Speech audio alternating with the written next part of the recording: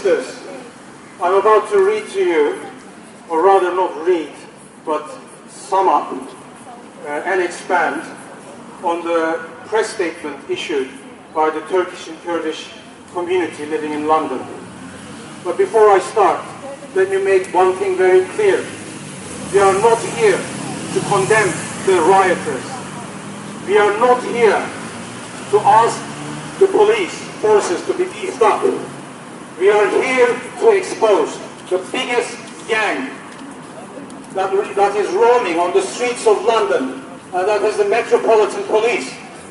This is the police that has given a message loud and clear.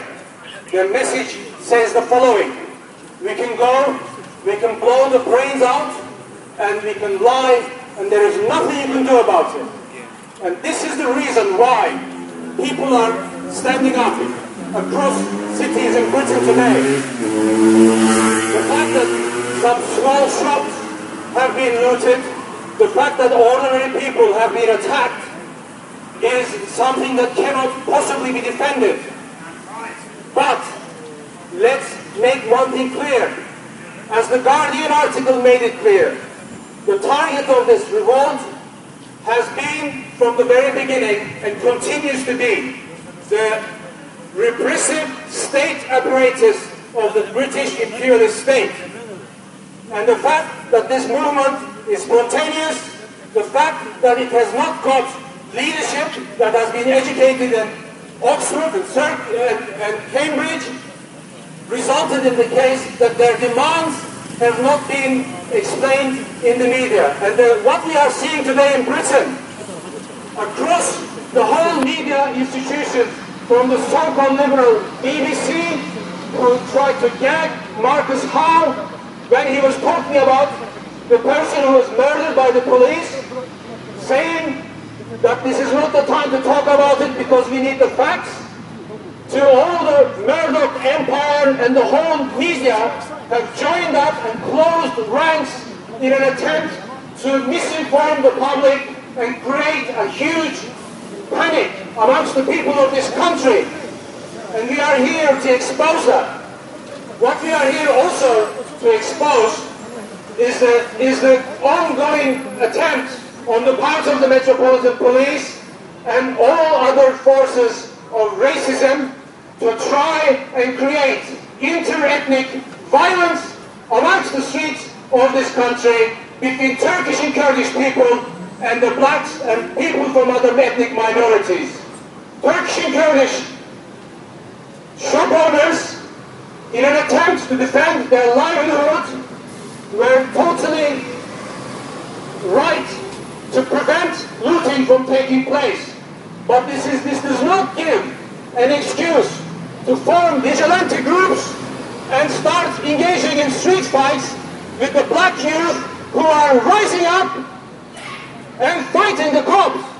We are here to expose the Dalston police who tried to issue lies to some of the Kurdish shop owners, clearly intending there to be a mass conflict between the two communities. This is the British establishment up to its usual tricks of divide and rule. We are here to tell all the oppressed people of this country to unite and to stand up and to expose the repressive state apparatus and to expose the metropolitan murderers who go around gunning down people simply because of the color of their skin. We are here to say that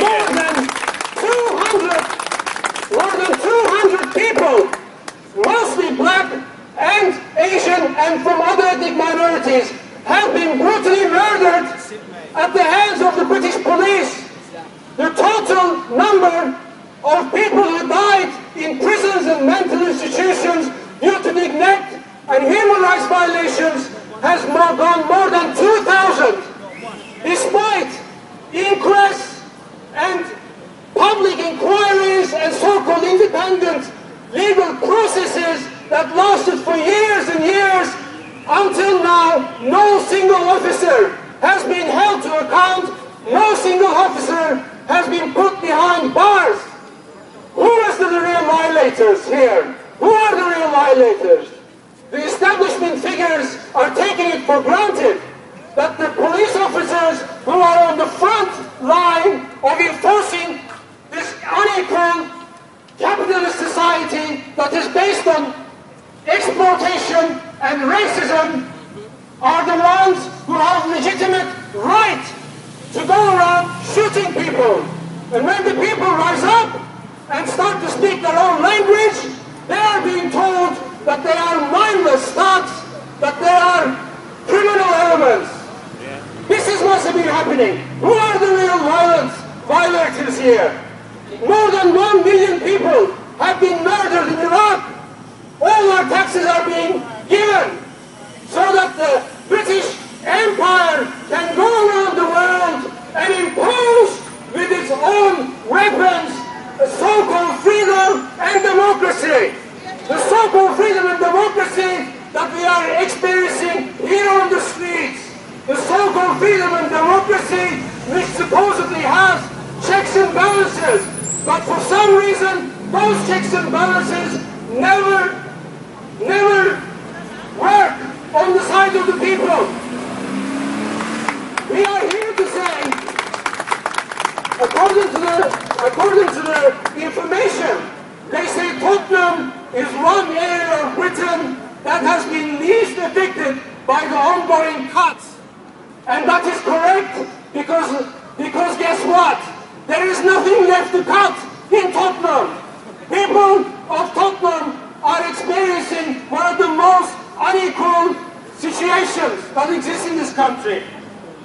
We are here to warn that all manner of racists and fascists in Britain, including English Defence League and BNP and others, have been making statements on social websites, not only asking for all foreigners to be sent back, but asking all foreigners to be exterminated.